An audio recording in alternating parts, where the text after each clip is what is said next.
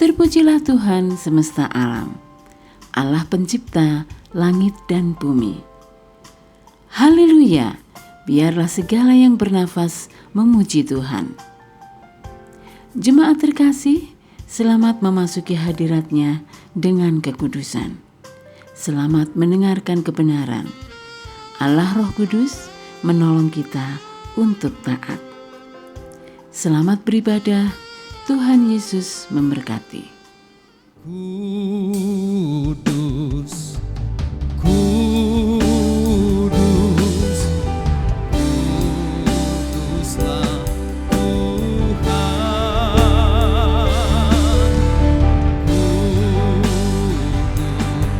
Kudus,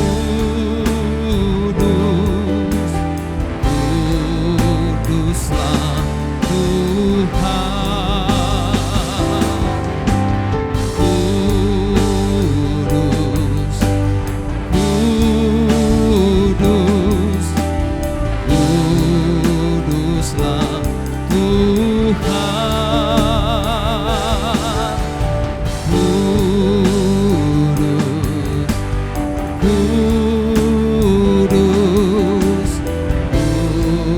kuduslah Tuhan.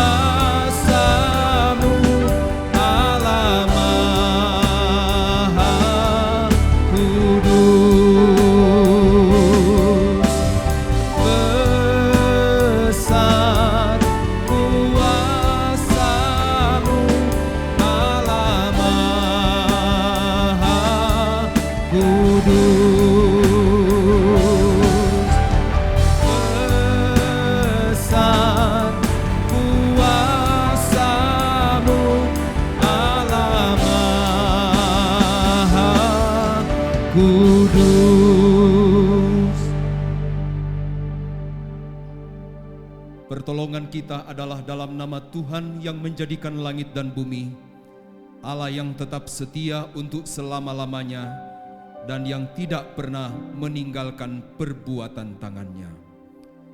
Turunlah atas saudara-saudara semua rahmat anugerah dari Allah Bapa, kasih karunia Tuhan Yesus Kristus, dan persekutuan di dalam kuasa Roh Kudus. Bapa di surga, kami sungguh bersyukur kepada Tuhan untuk hari yang diberkati ini. Tuhan boleh izinkan kami umat-Mu untuk bersama-sama datang kepada Tuhan, beribadah kepadamu, memuji dan menyembah-Mu, serta mendengarkan firman Tuhan dalam ibadah pada hari ini. Kami percaya bahwa Tuhan hadir dan memberkati kami semua dalam ibadah ini. Yang sakit disembuhkan, yang lemah diberikan kekuatan baru, yang dalam pergumulan mendapatkan jawaban dan pertolongan Tuhan. Itu sebabnya ya Tuhan, dengan hati yang penuh syukur dan sukacita, kami angkat hati dan pujian kami kepada Allah Bapa di surga. Biarlah nama Tuhan dipuji, dimuliakan, ditinggikan untuk selama-lamanya. Terpujilah Bapa, Putra dan Roh Kudus. Di dalam nama Tuhan kami Yesus Kristus, kami memulai ibadah pada hari ini. Haleluya. Amin.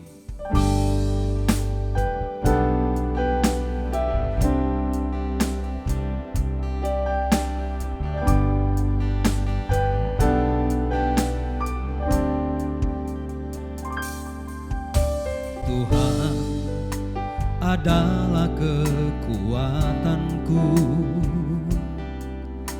bersamamu ku tak akan goyah. Dengan sayap-Mu ku kan terbang tinggi, melintasi badai hidup ini. Kemenangan yang besar terjadi karena Tuhan selalu besertaku. Kulihat mujizat-Mu terjadi di dalam kehidupanku.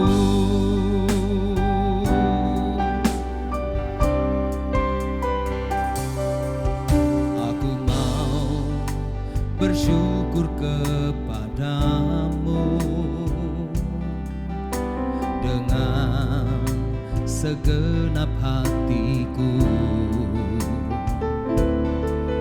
karena perbuatan-Mu sungguh besar, agung dan semarak karya-Mu. Kemenangan yang besar terjadi karena Tuhan selalu besertaku. Kulihat mujizat-Mu terjadi di dalam kehidupanku. Mari bersama-sama kita memuji Tuhan. Tuhan adalah kekuatanku, bersama-Mu ku tak akan goyah. Dengan sayap-Mu ku kan terbang tinggi, melintasi badai hidup ini. Kemenangan yang besar terjadi karena Tuhan selalu besertaku. Kulihat mujizat-Mu terjadi di dalam kehidupanku. Kemenangan yang besar terjadi karena Tuhan selalu besertaku. Kulihat mujizat-Mu terjadi di dalam kehidupanku, di dalam kehidupanku, di dalam kehidupanku.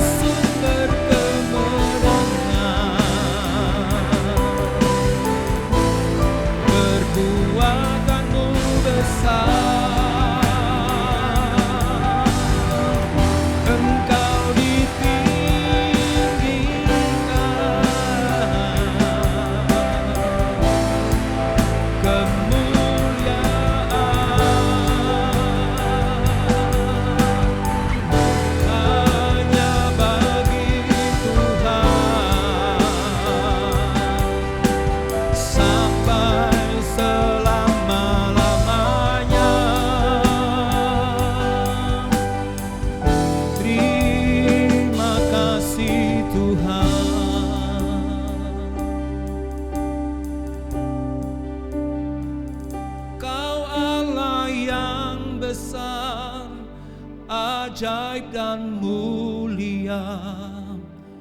Kau Yesus yang selalu membuatku terpesona.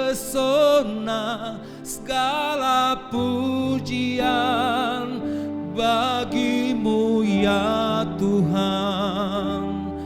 Hanya Kau yang layak ku agungkan. Bersama-sama, Kau Allah yang besar, ajaib dan mulia. Kau Yesus yang selalu membuatku terpesona.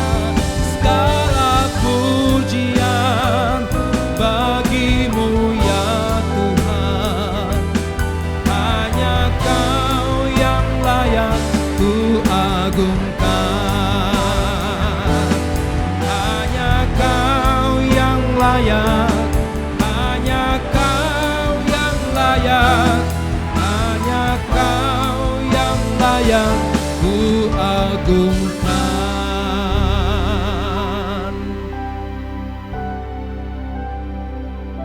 Engkau Tuhan di atas segala Tuhan. Engkau Raja di atas segala Raja. Bagimu segala pujian, hormat dan kemuliaan sampai selama-lamanya. Terima kasih buat kehadiran Tuhan di tengah-tengah ibadah kami pada hari ini. Saat yang indah dan diberkati ini, kami akan mendengarkan pesan-pesan Tuhan di dalam kebenaran firman-Mu. Kami percaya bahwa firman-Mu memberikan kekuatan baru bagi kami. Firman-Mu menyemangati kami untuk maju melangkah mengikut Tuhan di sepanjang hidup kami. Kami berdoa secara khusus buat hamba-Mu yang Tuhan percayakan pada hari ini, menjadi saluran berkat bagi kami umat-Mu di dalam menyampaikan pesan-pesan Tuhan. Tuhan mengurapi hamba-Mu, Tuhan memakai hamba-Mu, Tuhan memberkati hamba-Mu. Biarlah setiap perkataan-perkataan firman Tuhan itu termeterai di dalam hati dan pikiran kami. Dengan penuh syukur dan sukacita, kami sambut firman Tuhan. Di dalam nama Tuhan Yesus Kristus. Haleluya. Amin. Kita akan mendengarkan firman Tuhan yang akan disampaikan oleh Bapak Abraham Sanjaya dari Surabaya. Shalom Bapak Ibu Saudara yang dikasihi Tuhan. Saya sungguh bersyukur dan bersukacita kita bisa berjumpa hari ini walaupun kita belum bertatap muka secara langsung. Tapi hari ini kita bisa belajar dan merenungkan firman Tuhan bersama-sama. Mazmur 119 ayat 105 berkata, "Firman-Mu itu pelita bagi kakiku dan terang bagi jalanku." Firman Tuhan itu adalah penuntun bagi perjalanan hidup kita di dunia ini. Firman Tuhan juga yang menjadi jawaban bagi semua masalah dan persoalan kita. Mari kita membaca Alkitab dari 1 Yohanes pasal 2 ayat 15 sampai 17. 1 Yohanes pasal 2 ayat 15 sampai 17. "Janganlah kamu mengasihi dunia dan apa yang ada di dalamnya. Jikalau orang mengasihi dunia, maka kasih akan Bapa tidak ada di dalam orang itu. Sebab semua yang ada di dalam dunia, yaitu keinginan daging dan keinginan mata, serta keangkuhan hidup, bukanlah berasal dari Bapa, melainkan dari dunia. Dan dunia ini sedang lenyap dengan keinginannya, tetapi orang yang melakukan kehendak Allah tetap hidup selama-lamanya."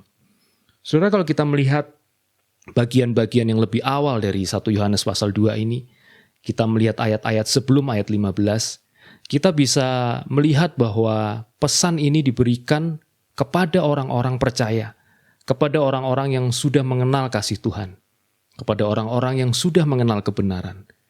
Peringatan ini tidak diberikan kepada orang-orang yang belum percaya kepada Tuhan di luar sana. Dari sini kita bisa mengerti bahwa kita sebagai orang-orang yang sudah mengenal Tuhan, kita tetap beresiko untuk meninggalkan Tuhan dan berpaling kepada dunia ini. Kita tetap mempunyai kemungkinan untuk mengasihi dunia ini dan meninggalkan kasih kepada Tuhan. Kasih kepada dunia dan kasih kepada Bapa tidak bisa berjalan bersamaan. Kita harus memilih. Kalau kita mengasihi dunia berarti kita tidak mengasihi Bapa. Tetapi ketika kita mengasihi Bapa, berarti kita tidak mengasihi dunia. Ada sebuah contoh di Alkitab tentang seorang yang sudah kenal Tuhan, bahkan melayani Tuhan, yang kemudian mengasihi dunia ini dan meninggalkan Tuhan. Orang ini bernama Demas. Demas adalah rekan kerja Paulus, dia seorang pemberita Injil. Rekan kerja dari rasul yang besar ini, rasul yang menulis sebagian besar buku di Perjanjian Baru. Tentunya Demas mengerti kebenaran, mengerti firman Tuhan. Namun Paulus dalam suratnya kepada Timotius menulis bahwa Demas telah mencintai dunia ini dan meninggalkan aku. Demas mencintai dunia dan Demas meninggalkan Tuhan, meninggalkan panggilannya sebagai pemberita Injil. Saudara, dunia seperti apa yang dimaksudkan oleh Yohanes dalam ayat-ayat yang tadi kita baca? Di dalam Alkitab, dunia ini menunjuk kepada 3 pengertian. Yang pertama, dunia sebagai alam semesta yang diciptakan oleh Tuhan. Tuhan ketika menciptakan alam semesta, menciptakan dunia ini, Tuhan melihat bahwa semuanya itu baik. Bahkan Tuhan memberi kepada kita manusia tugas dan tanggung jawab untuk mengelola, untuk menguasai, untuk menaklukkan, untuk memelihara dunia dan alam semesta ini. Pengertian yang kedua dari dunia adalah manusia, orang-orang yang tinggal di dalamnya. Tuhan pun mengasihi manusia, mengasihi orang-orang yang tinggal di dunia ini. Yohanes 3 ayat 16 berkata, karena begitu besar kasih Allah kepada dunia, sehingga ia mengaruniakan anaknya yang tunggal, supaya setiap orang yang percaya kepadanya tidak binasa, melainkan beroleh hidup yang kekal. Lalu pengertian yang ketiga dari dunia, dan pengertian itu yang dipakai di surat 1 Yohanes pasal 2 ayat 15 tadi adalah semua nilai, semua pandangan hidup, semua cara hidup dunia ini yang bertentangan dengan firman Tuhan. Saudara, dunia kita adalah dunia yang telah jatuh ke dalam dosa. Manusia telah jatuh dalam dosa. Dan karena manusia telah jatuh dalam dosa, maka timbullah keinginan-keinginan, timbullah nilai-nilai dalam pikiran manusia, timbullah cara hidup manusia yang bertentangan dengan firman Tuhan. Hal-hal yang demikian inilah yang diperingatkan oleh Rasul Yohanes kepada kita, supaya jangan kita mengasihi dunia ini. Saudara, mengapa orang percaya, mengapa orang-orang yang sudah mengenal kasih Tuhan, kita tetap ada kemungkinan untuk mengasihi dunia ini? Karena dunia ini menawarkan begitu banyak hal yang menarik. Dosa selalu menampakkan dirinya dalam bentuk yang indah. Dosa selalu menampakkan dirinya dalam bentuk yang menarik. Kalau dosa itu terlihat buruk dan menakutkan, tentu kita tidak mudah tergoda untuk melakukannya. Tetapi karena dosa selalu terlihat menarik, maka hal-hal semacam itulah yang membuat kita mungkin menjadi mengasihi dunia ini, mungkin membuat kita jatuh ke dalam dosa. Walaupun di akhirnya nanti dosa itu akan membawa kehancuran kepada hidup manusia. Dosa akan membawa manusia kepada kebinasaan. Tetapi di awal, dosa selalu menampilkan dirinya dalam bentuk yang menarik, yang menyenangkan. Saudara, masalahnya kita sekarang hidup di tengah-tengah dunia ini.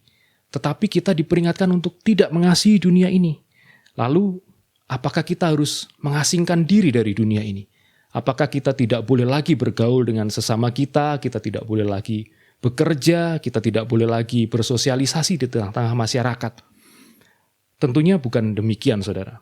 Tuhan Yesus mau kita menjadi garam dan terang dunia. Tuhan Yesus berkata, kamu adalah garam dunia dan kamu adalah terang dunia.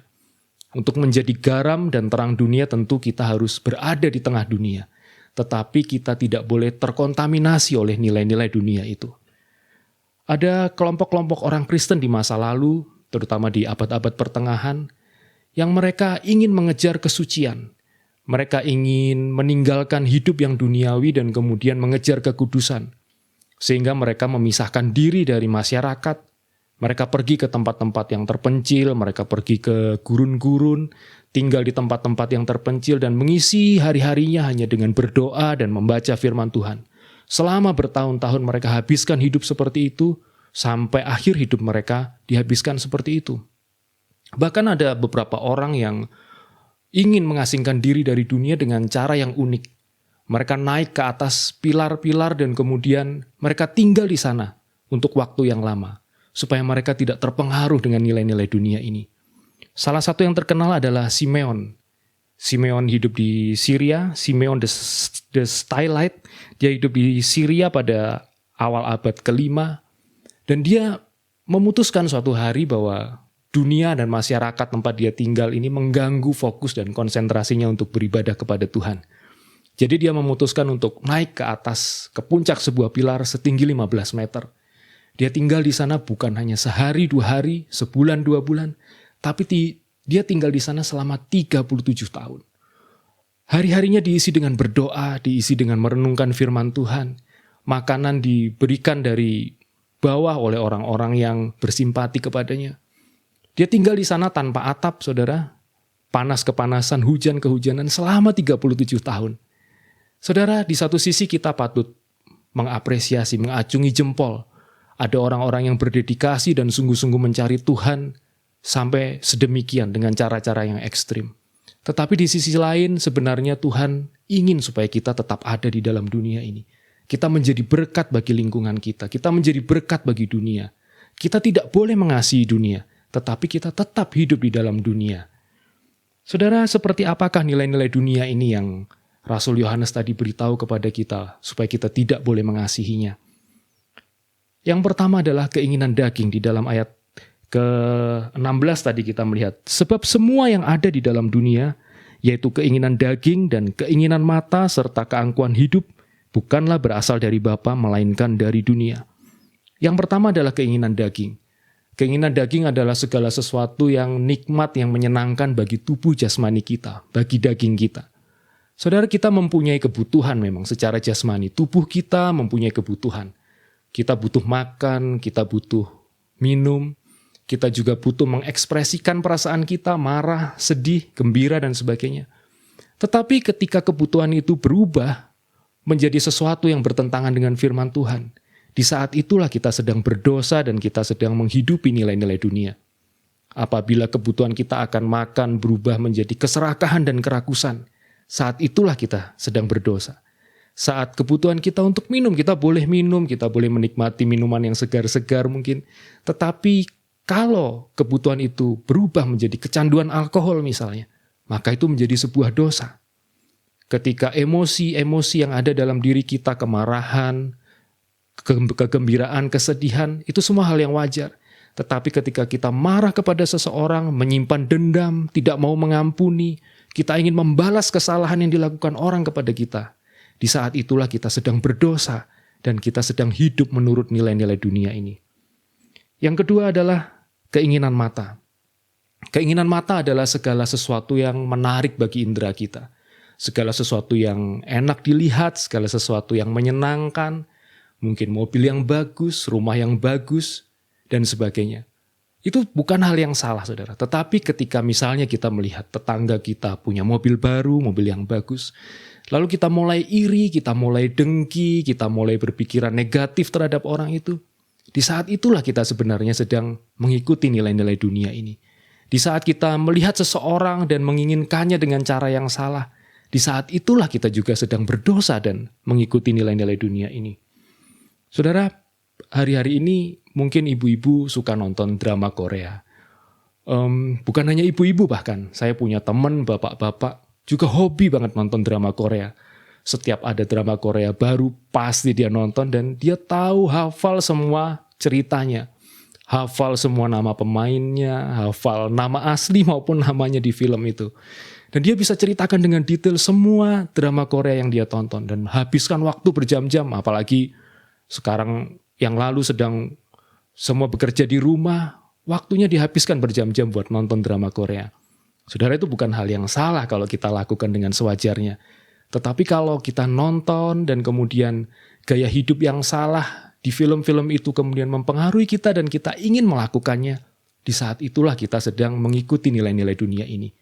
Ketika kita nonton drama Korea berjam-jam dan kita lupa berdoa, lupa membaca firman Tuhan, di saat itulah kita sedang mencintai dunia ini lebih daripada kita mencintai Tuhan.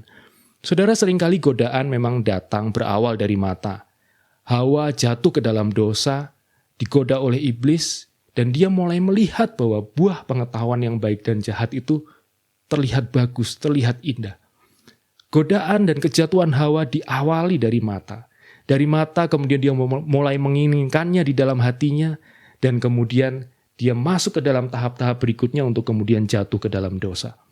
Saudara, apabila kita mengizinkan mata kita, telinga kita melihat dan mendengar hal-hal yang berdosa, hal-hal yang tidak sesuai dengan firman Tuhan, dan kemudian pikiran kita mulai berkompromi dengan itu semua, maka kita harus berhati-hati. Lama-kelamaan hati kita akan mulai terbiasa dengan dosa. Hati kita akan semakin terbiasa dengan nilai-nilai yang bertentangan dengan firman Tuhan. Yang pertama tadi keinginan daging. Yang kedua keinginan mata. Yang ketiga yang disebutkan oleh Rasul Yohanes adalah keangkuhan hidup. Keangkuhan hidup berbicara tentang semua upaya manusia untuk mengejar kebanggaan dan kesombongan hidupnya. Ada yang mengejarnya dengan mencari uang sebanyak mungkin. Ada yang mengejarnya dengan berusaha meraih karir yang sebagus mungkin di dalam pekerjaan. Ada yang berusaha mengejar jabatan, mengejar kekuasaan. Saudara, semua itu bukan hal yang salah. Kita boleh bekerja dengan baik, kita boleh mengumpulkan uang, kita boleh mengejar karir kita. Tetapi ketika kita melakukannya dengan cara-cara yang salah, kita melakukannya dengan ambisius dan kita merugikan orang lain, kita melakukan cara yang salah, kita menipu, korupsi, kita sikut kanan, sikut kiri, di saat itu kita sedang berdosa dan kita sedang mencintai dunia ini.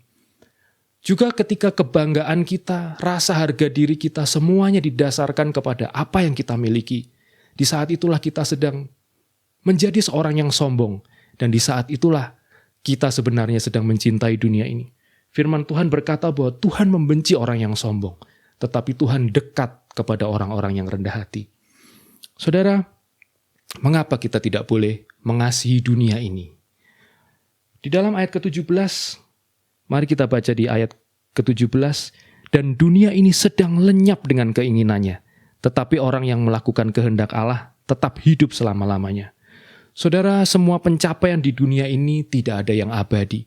Semua yang dibangun oleh manusia di dunia ini, apapun bentuknya, tidak ada yang abadi. Semuanya akan suatu saat hancur, hilang. Dan semuanya, bahkan dunia ini sedang menuju kepada kebinasaan. Dunia ini sedang lenyap. Dunia ini bukan hanya akan lenyap, tetapi dunia saat ini sedang berada pada suatu proses yang semakin merosot untuk suatu saat nanti lenyap dan binasa. Saudara, saya mungkin bisa memberikan contoh hal ini. Saya umpamakan seperti sebuah investasi yang buruk. Beberapa tahun yang lalu saya dan istri saya mendapat tawaran untuk menginvestasikan uang ke sebuah portfolio tertentu. Dan kami memang tidak terlalu berpengalaman dalam hal investasi dan melihat proposal yang diberikan, tampaknya bunga yang dijanjikan cukup menarik. Akhirnya kami memutuskan untuk setiap bulan kami menyetorkan sejumlah uang tertentu ke sana dan dengan harapan kami akan mendapat bunga, mendapat keuntungan yang baik. Ternyata bulan pertama, bulan kedua, dan seterusnya, bunga yang diperhitungkan di awal itu tidak tercapai. Bahkan semakin lama justru uang yang kami setorkan itu jumlahnya terpotong. Terpotong biaya administrasi, terpotong nilai saham yang turun, dan sebagainya yang saya tidak terlalu mengerti. Akhirnya pada tahun ketiga atau tahun keempat kami melihat bahwa nilai uang kami bukannya bertambah, bukannya tetap, tetapi semakin merosot, semakin turun. Dan akhirnya kami memutuskan untuk menarik uang kami dari situ dan menghentikan investasi kami di sana. Demikian juga hidup kita di dunia ini. Setiap hari kita menginvestasikan waktu kita, menginvestasikan pikiran, tenaga, daya upaya kita. Dan ketika kita menginvestasikannya untuk nilai-nilai dunia ini, kita sebenarnya sedang melakukan sebuah investasi yang buruk. Kenapa investasi ini buruk? Karena Rasul Yohanes sudah memperingatkan kepada kita. Dunia ini sedang lenyap. Dunia ini sedang merosot. Dan ketika kita mencurahkan seluruh hidup kita ke dalamnya, maka kita pun akan ikut bersama dengan kemerosotan dunia ini. Saudara, saya ingat sebuah artikel yang ditulis kira-kira 7 atau 8 tahun lalu pada hari Jumat Agung oleh seorang rohaniwan di sebuah surat kabar. Dia berkata bahwa dosa itu merendahkan martabat manusia. Saudara, kita ini mempunyai nilai di hadapan Tuhan karena kita melakukan hal-hal yang benar, karena kita memegang nilai-nilai yang benar. Ketika kita hidup dalam dosa, maka sebenarnya nilai kita sebagai manusia yang diciptakan Tuhan serupa dan segambar dengan Tuhan itu menjadi merosot. Dosa itu merendahkan nilai kita. Dosa itu merendahkan martabat kita. Kita perlu berhati-hati karena seringkali kejatuhan orang-orang percaya, kejatuhan anak-anak Tuhan tidak terjadi secara tiba-tiba. Semua itu merupakan proses yang berjalan secara bertahap. Dimulai dengan kompromi-kompromi yang kecil, dimulai dengan kita tertarik kepada dosa-dosa tertentu, kemudian kita mulai mencoba untuk melakukannya dalam kadar yang ringan. Kita berpikir, coba aja sekali, 2 kali. Dan akhirnya tanpa kita sadari lama-lama kita terikat oleh dosa itu. Dan akhirnya dosa membawa kehancuran dalam hidup kita. Saudara, dosa akan membuat kita kehilangan kebahagiaan. Dosa membuat kita kehilangan keharmonisan dalam keluarga. Semua yang kita bangun dengan segala daya upaya kita, semuanya bisa hilang dalam sekejap. Karena kita menginvestasikan hidup kita di dalam nilai-nilai dunia ini. Contoh dari seorang yang berkompromi dengan dosa dan hidupnya berakhir dengan tragis adalah Lot. Di dalam Kejadian 13 ayat 1 dikatakan bahwa Lot melihat ke kota Sodom. Dia melihat bahwa seluruh lembah Yordan itu di mana kota Sodom berada adalah tanah yang subur, tanah yang indah. Lalu dalam Kejadian 13 ayat 12, Lot berkemah di dekat Sodom. Lot mulai berkompromi sedikit lebih jauh dengan Sodom. Dan di Kejadian pasal 14 ayat 12, kita bisa melihat di situ, kita bisa membaca di situ bahwa pada akhirnya Lot tinggal di dalam kota Sodom. Dia akhirnya berkompromi, dia akhirnya tinggal dalam lingkungan yang berdosa itu. Dan bagaimana akhirnya dalam Kejadian pasal 19 kita melihat Lot kehilangan segala-galanya. Dia kehilangan harta yang sudah dia usahakan dengan susah payah selama ini, hancur bersama dengan hancurnya Sodom akibat hukuman Tuhan. Dia juga kehilangan istrinya. Bahkan nilai-nilai moral dalam keluarganya juga rusak dengan dosa yang dilakukan Lot, yang dilakukan kedua anak Lot bersama dengan ayahnya, yang akhirnya menurunkan bangsa yang menyembah berhala dan yang memusuhi umat Tuhan. Saudara, mari kita berhati-hati. Mari kita memeriksa diri kita apakah kita sedang berkompromi dengan dosa. Ketika kita mulai berkompromi dengan dosa, mulai berkompromi dengan nilai-nilai dunia ini, mari kita segera berbalik. Mari kita segera berbalik kepada Tuhan sebelum kita mengalami hal-hal yang lebih buruk dalam hidup kita. Saudara, Rasul Yohanes mengatakan bahwa setiap orang yang melakukan kehendak Allah akan hidup selama-lamanya. Setiap orang yang melakukan kehendak Allah akan hidup selama-lamanya. Hidup selama-lamanya ini bisa kita artikan sebagai kehidupan kekal yang memang sudah diberikan oleh Tuhan kepada kita. Ketika kita percaya kepada Tuhan Yesus, hidup kekal kita dijamin. Kita punya kehidupan di sorga. Dan mari kita pertahankan itu. Mari kita pertahankan kehidupan kekal yang sudah diberikan oleh Tuhan kepada kita. Mari kita pertahankan iman kita, kesetiaan kita kepada Tuhan, dan jangan sampai kita berpaling kepada dunia ini. Hal-hal yang bernilai kekal yang bisa kita lakukan dalam hidup bukan hanya di dalam kekekalan nanti, tetapi ketika kita hidup menjadi kesaksian bagi orang lain dan membawa jiwa kepada Tuhan, itu sebenarnya juga sesuatu yang bernilai kekal. Sebenarnya kita sedang berinvestasi kepada hal-hal yang bernilai kekal. Ketika kita meninggalkan warisan rohani yang baik buat anak-anak kita meninggalkan warisan moral yang baik buat anak-anak kita. Sebenarnya itu juga kita sedang berinvestasi untuk hal-hal yang kekal. Saudara, hidup ini hanya sementara. Hari ini ada dan besok kita tidak tahu apakah kita masih ada. 1 Petrus 1 ayat 24-25 berkata demikian. Semua yang hidup adalah seperti rumput, dan segala kemuliaannya seperti bunga rumput. Rumput menjadi kering dan bunga gugur, tetapi firman Tuhan tetap untuk selama-lamanya. Kita boleh bekerja setiap hari, kita boleh mengejar karir kita boleh beraktivitas, kita boleh bersosialisasi dan bergaul dengan masyarakat. Namun perspektif kita, cara pandang kita, pola pikir kita harus sesuai dengan kehendak Tuhan. Kita harus mendasari semua yang kita lakukan berdasarkan kebenaran firman Tuhan. Apa itu kehendak Tuhan? Di mana kita bisa menemukan kehendak Tuhan? Tidak ada tempat lain di mana kita bisa menemukan kehendak Tuhan kecuali di dalam firman Tuhan. Lukas 6 ayat 46-49 di situ Tuhan Yesus memberi perumpamaan tentang 2 macam dasar. Ada orang yang membangun rumahnya di atas dasar pasir, di atas dasar yang labil, di atas dasar yang yang mudah roboh. Dan orang yang kedua membangun rumahnya di atas batu, di atas fondasi yang kokoh. Siapakah orang yang membangun rumahnya di atas pasir? Mereka adalah orang yang mendengar firman tetapi tidak melakukannya. Mungkin apa yang dibangun di atas terlihat begitu megah, terlihat begitu indah. Rumahnya terlihat indah, terlihat megah. Mungkin orang melihat dan kagum akan bangunan rumahnya. Tetapi ketika badai datang maka bangunan itu segera rubuh, segera runtuh. Ini adalah orang-orang yang tidak melakukan kehendak Tuhan, yang tidak melakukan firman Tuhan. Tetapi orang-orang yang melakukan firman Tuhan, seperti orang yang membangun rumahnya di atas batu. Walaupun ada krisis, walaupun ada pencobaan, walaupun ada badai dan masalah, orang-orang yang demikian tetap kokoh, bangunan rumahnya tetap berdiri kokoh, karena mereka mendasarkannya kepada firman Tuhan. Saudara, saya akan menutup renungan hari ini dengan sebuah kisah tentang seseorang yang mengasihi Tuhan dan mempersembahkan hidupnya untuk melakukan kehendak Tuhan. Orang ini bernama William Colgate. Dia hidup di akhir abad ke-18 sampai awal abad ke-19. Sekitar tahun 1783 dia lahir dan meninggal tahun 1857. Kita tahu Colgate sekarang dari produk-produknya.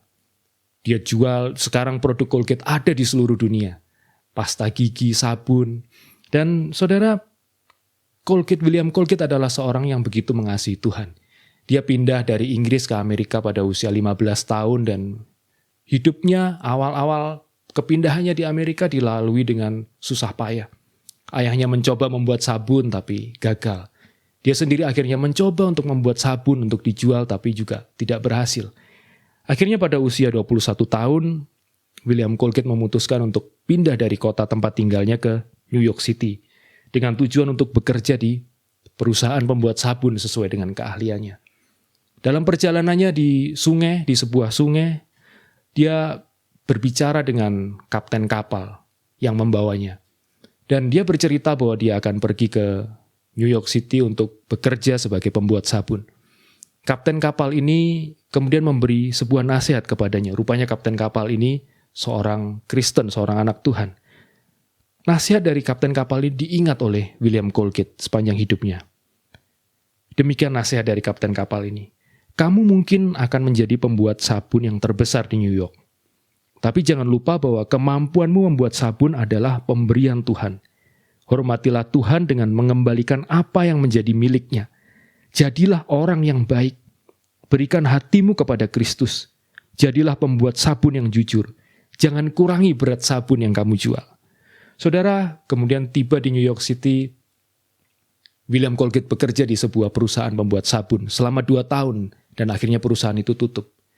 Dia kemudian membuat sabun sendiri dan menjualnya dan ternyata usahanya ini diberkati secara luar biasa oleh Tuhan.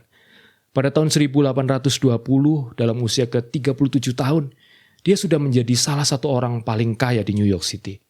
Saudara, William Colgate memulai semuanya dari bawah. Ketika penghasilannya masih sedikit, ketika hidupnya masih susah, dia setia mengembalikan kepada Tuhan apa yang menjadi milik Tuhan. Semakin dia diberkati, semakin banyak yang dia beri kepada Tuhan. Perpuluhannya meningkat dari 10% menjadi 20% dan seterusnya sampai akhirnya menjadi 50%. Bahkan sisa uangnya masih dia persembahkan kepada Tuhan untuk mendukung misionaris-misionaris yang pergi ke luar negeri, untuk membiayai lembaga-lembaga pendidikan, dan juga untuk membiayai dan mendirikan American Bible Society. Ini adalah sebuah lembaga yang mencetak dan mendistribusikan Alkitab, menerjemahkan Alkitab juga ke dalam berbagai bahasa, dan kemudian mengirimkannya ke daerah-daerah yang terpencil. Kalau saudara buka website American Bible Society hari ini, di situ banyak sekali kesaksian dari orang-orang di Afrika, orang-orang yang tinggal di tempat-tempat terpencil, yang hidupnya diubah karena Alkitab yang dicetak dan diterjemahkan serta didistribusikan oleh American Bible Society. Dan William Colgate adalah salah satu penyandang dananya di saat awal-awal pendirian lembaga ini. Saudara, kita lihat bahwa bagaimana kehidupannya menjadi berkat bagi banyak orang. Jutaan orang dimenangkan lewat Alkitab yang dicetak, lewat misionaris yang dia biayai. Dia sendiri adalah seorang yang saleh. Setiap hari dia punya 11 anak. Mereka berkumpul bersama, berdoa, membaca Alkitab setiap hari. Dan Colgate berkata bahwa pernikahan dan keluarganya adalah pernikahan yang sangat bahagia. Saudara, hari ini perusahaannya masih ada. Kita bisa lihat produk-produknya, nama perusahaannya sekarang menjadi Colgate-Palmolive yang menjual pasta gigi, sabun, dan banyak sekali barang-barang yang lain di seluruh dunia. Kita bisa melihat seorang yang mengasihi Tuhan, seorang yang bekerja, seorang yang sukses dalam pekerjaannya, tetapi dia tidak mengasihi dunia. Dia sukses dalam pekerjaannya, dia punya harta dunia ini, tapi hatinya tidak terikat kepada harta itu. Dia bekerja di tengah-tengah dunia ini, tetapi dia tidak mengasihi dunia ini. Dia melakukan semuanya untuk mengasihi Tuhan dan melakukan kehendak Tuhan. Saudara, apapun pekerjaan kita, siapapun kita hari ini, kita bisa menginvestasikan hidup kita bagi hal-hal yang kekal. Kita bisa menjadi berkat bagi banyak orang. Kita bisa memenangkan jiwa. Kita bisa hidup taat kepada Tuhan. Janganlah mengasihi dunia ini. Kalau hari-hari ini mungkin kita mulai berpaling kepada dunia ini, mari kita segera berbalik. Kita segera kembali kepada kasih kita kepada Tuhan. Dan mari kita hidup melakukan kehendak Tuhan. Maka hidup kita akan dipenuhi dengan sukacita. Hidup kita akan dipenuhi dengan damai sejahtera. Hidup kita akan merasa puas. Hidup kita akan dipenuhi dengan sukacita yang sejati yang dari Tuhan. Mari kita berdoa. Tuhan Yesus, kami bersyukur karena hari ini kami mendengar firman Tuhan.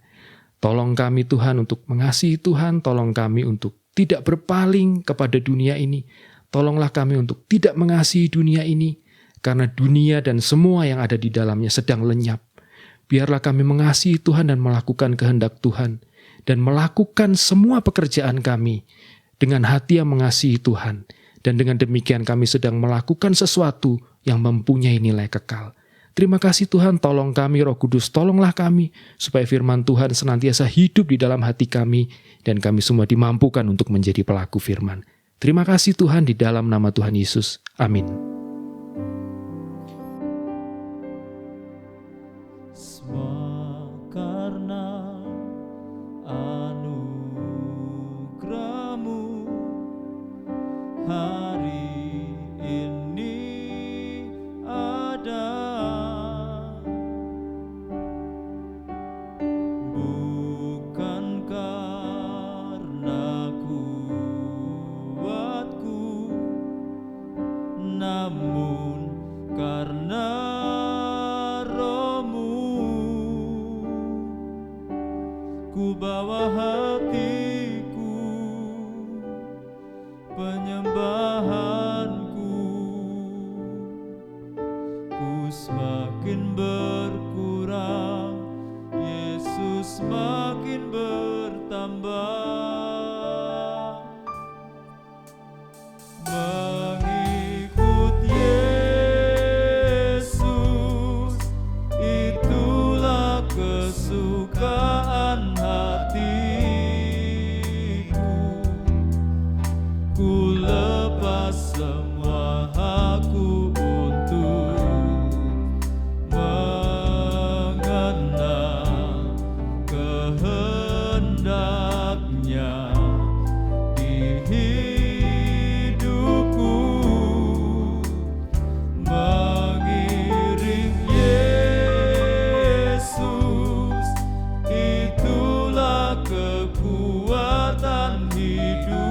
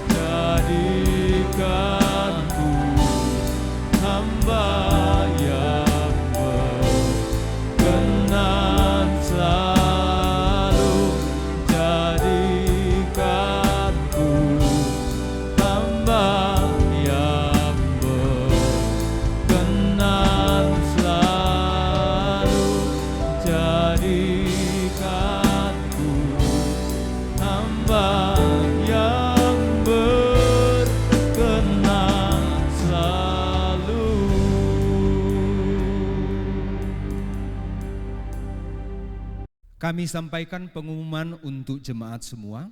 Yang pertama, tetaplah setia dalam doa pukul 5 pagi dan pukul 7 malam. Dimohon jemaat semua untuk mengikuti acara KKR Misi dalam rangka Hari Ulang Tahun Republik Indonesia ke-75 dan Hari Ulang Tahun GUPDI ke-85 dengan YouTube channel KKR Misi GUPDI setiap weekend atau hari Sabtu pukul 5 sore. Jemaat yang dikasihi Tuhan, tolong didoakan terus. Kalau Tuhan izinkan, kita akan membuka kembali ibadah pada minggu kelima bulan Agustus. Jadi tepatnya tanggal 30 Agustus. Ya, kita bersyukur karena beberapa jemaat telah mengambil bagian dalam persiapan simulasi dan penataan ruangan dan segala sesuatu sudah dilakukan dengan baik. Ya, mudah-mudahan Tuhan memberkati itu. Ya, terus semangat melayani Tuhan. Ya. Kita akan mengakhiri ibadah pada hari ini. Kemenangan yang besar terjadi karena Tuhan selalu besertaku. Kulihat mujizat-Mu terjadi di dalam kehidupanku, di dalam kehidupanku, di dalam kehidupanku. Doa Bapa kami. Bapa kami yang di surga, dikuduskanlah nama-Mu, datanglah kerajaan-Mu, jadilah kehendak-Mu di bumi seperti di surga. Berikanlah kami pada hari ini makanan kami yang secukupnya, dan ampunilah kami akan kesalahan kami, seperti kami juga telah mengampuni orang yang bersalah kepada kami. Dan janganlah membawa kami ke dalam pencobaan, tetapi lepaskanlah kami daripada yang jahat. Karena Engkaulah yang empunya kerajaan dan kuasa dan kemuliaan sampai selama-lamanya. Mari kita berdoa. Bapa di surga, kami bersyukur karena Tuhan telah berkenan memberkati ibadah pada hari ini. Dan biarlah pujian penyembahan yang kami naikkan di hadapan-Mu, firman yang telah Tuhan beritakan melalui hamba-Mu, sungguh memberkati, memberikan motivasi kepada seluruh jemaat. Berkatilah seluruh umat-Mu Tuhan, para suami, para istri, anak-anak juga diberkati sekalipun studi mereka masih melalui online. Kami tahu Tuhan punya rencana di balik semua peristiwa ini, sesuai dengan apa yang Tuhan janjikan. Tuhan akan memberkati umat-Mu di setiap jalan kami. Berkati para suami, usaha dan pekerjaan mereka, baik yang dilakukan di rumah. Tuhan berikan kepada jemaat ide-ide kreatif supaya dapat mengerjakan sesuatu yang untuk membangun perekonomian mereka. Terima kasih Tuhan, karena percaya bahwa orang benar tidak pernah ditinggalkan Tuhan.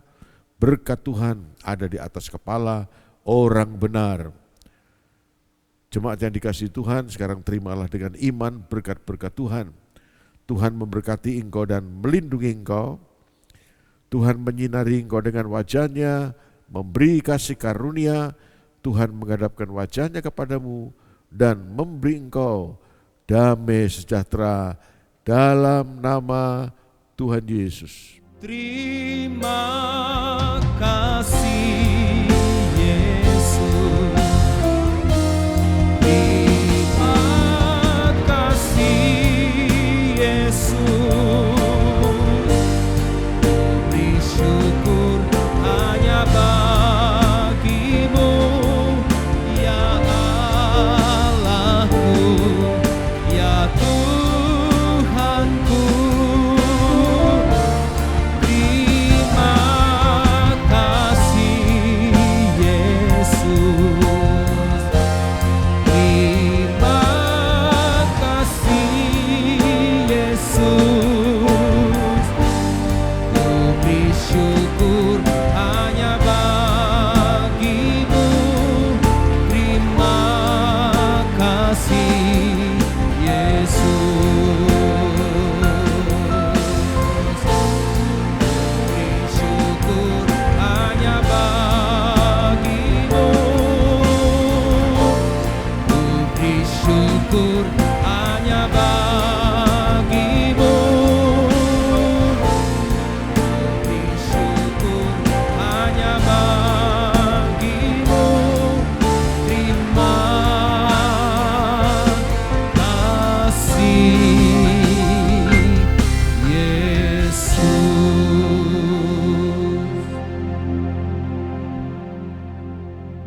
bersaat teduh.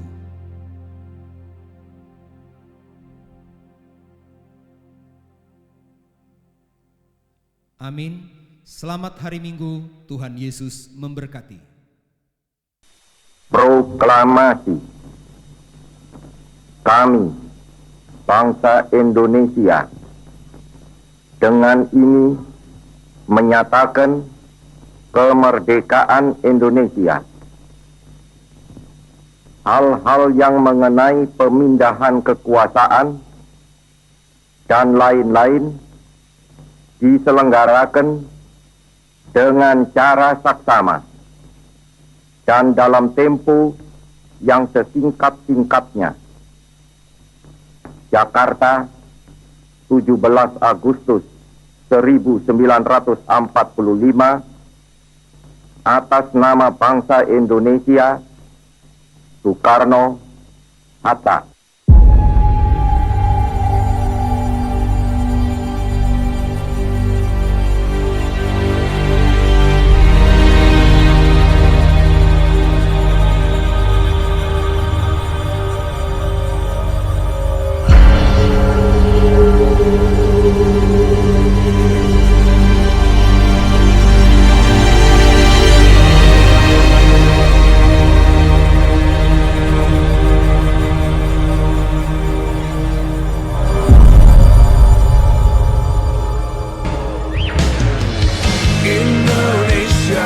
Bapak Ibu Saudara, hamba-hamba Tuhan dan seluruh sidang jemaat Tuhan, Gereja Utusan Pantekosta di seluruh Indonesia bahkan mancanegara.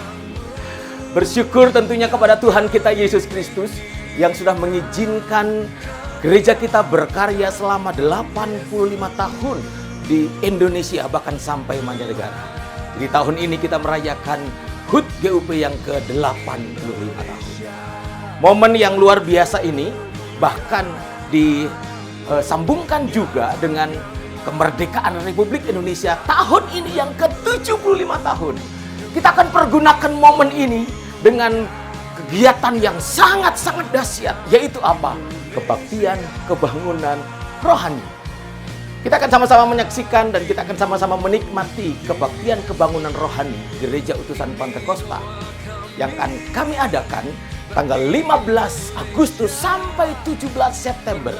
Setiap weekend kita akan disuguhkan kepada kita, akan diberitakan kepada kita, akan disampaikan kepada kita berita-berita firman Tuhan yang ajaib buat setiap kita semua melalui kebaktian kebangunan rohani Gereja Utusan Pantekosta. Bapak Ibu Saudara dapat mengikuti kebaktian kebangunan rohani ini melalui channel YouTube kami, KKR Misi GUPDI. Sekali lagi, channel YouTube-nya KKR Misi GUPDI. Di setiap jam 5 sore waktu Indonesia Barat, jam 6 sore untuk waktu Indonesia Tengah, dan jam 7 malam untuk waktu Indonesia Timur.